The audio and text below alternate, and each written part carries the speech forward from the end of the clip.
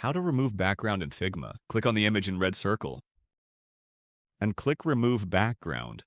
You are done. Note that this is still not available for everyone, but still check if you have it.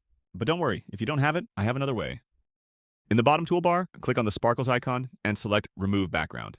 But don't worry, if you don't have it, I have another way. In the bottom toolbar, grab the pen tool and start tracing the image.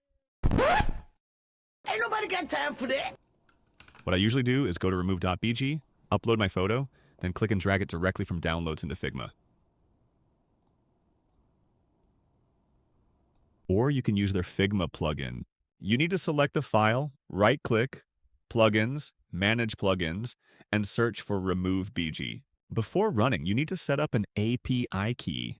On their website, click on your profile photo, My Account, API Keys. New API button, and click on Create Key. Copy this and paste it into the plugin. Now you can run the plugin, and there you have it. Note that none of these are perfect. If you want perfect, use Photoshop.